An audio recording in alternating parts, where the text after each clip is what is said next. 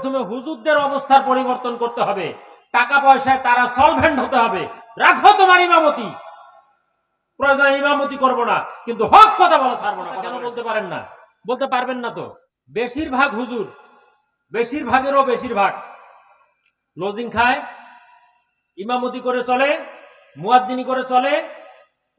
বেশিরভাগ মসজিদের সভাপতি, সম্পাদক, কোষাধ্যক্ষ সুদখোর, ঘুষখোর, এগুলোর সাথে, গাঞ্জার ব্যবসার সাথে জড়িত। কথা বলেন ঠিক কিনা? আপনাদের এখানে ব্যতিক্রম হতে পারে, বাংলাদেশের বেশিরভাগ ক্ষেত্রে।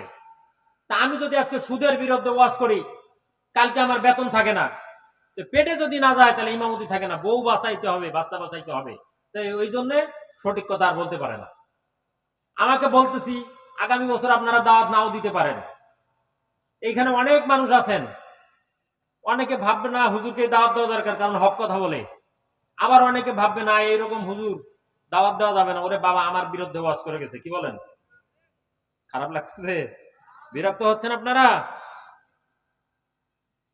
ঘুষখোর সভাপতি, কেশিয়ার সুদখোর, আর কে থাকে সম্পাদক, এ হলো ডাইলের ব্যবসা করে।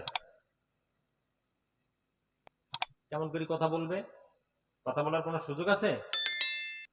কথা বলার সুযোগ নাই। তাহলে কথা যদি বলতে হয়, অবস্থার পরিবর্তন করতে হবে, টাকা পয়সায় তারা সলভেন্ট হতে হবে।